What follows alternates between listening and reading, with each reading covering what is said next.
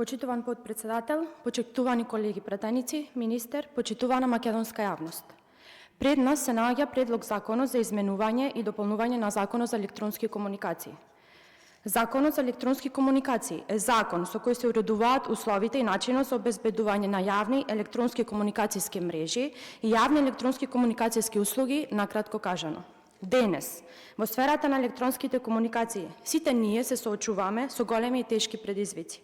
Интернетот, како најголем вирален спој меѓу луѓето, но и отворена вирална книга на секако вид на податоци, информации, услуги, со себе влече своји позитивни, но и негативни страни.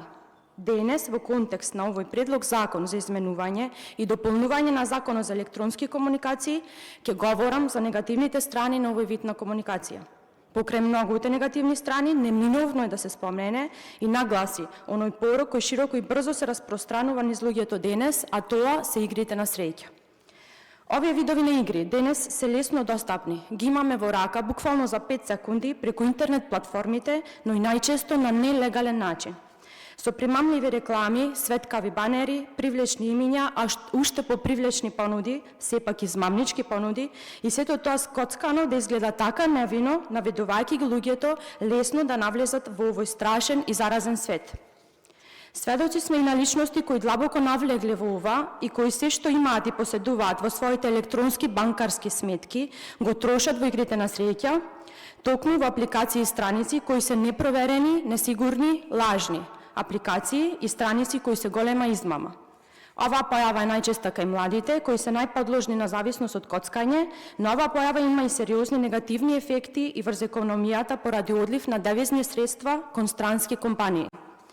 Младите, но и сите останати, освен што можат сериозно да се навлечат на оваа зависност, може да сторат и други дела предизвикани од истата, кои се потешки и казниви, дела како самоубиства, убиства, кражби, тепачки и слично. И сето тоа, некако слизнато од рацете на државата, време е да се доведе во ред. За таа цел е и барањето на владата на Република Македонија за донесување на предложените измени на Законот за електронски комуникации, со што ќе се обезбеди една ефикасна правна рамка каде пристапот до платформите кои работат спротивно на законските одредби ќе биде ограничен. Токму поради сериозноста на наведените ситуации, предложените измени и дополнувања на овој закон овозможуваат: забрана за пристап до нелегални интернет платформи меѓу јавни електронски комуникацијски мрежи, прецизна регулација и транспарентност преку објавување на листа на забранети услуги и апликации, зајакнување на механизмите за контрола и надзор над прекршувањата. На овој начин пак се овозможува намалување на негативните социјални, економски и психолошки влијанија од нелегалното онлайн коцкање и ќе се создаде правна основа за подобро справување со истото. Значи, со ова се вклучува заштитата на граѓаните од негативните и кобни последици од зависноста од игрите на среќа, намалување на економскиот одлив на средства кон странство и јакнење на законската рамка на дигиталните комуникации. Почитувани, денес сите, а особено младите, можат многу лесно да навлезат во овој свет на коцка, доколку платформите за тоа не се контролираат на овој начин и самите себе си да си наштетат. Кога имаме извор на зло при рака, истото е многу лесно да го користиме и при тоа да ни се допадне и да станеме незабележливо зависни од тоа, не размислувајќи за штетноста и последиците кои тоа зло може да ни ги донесе.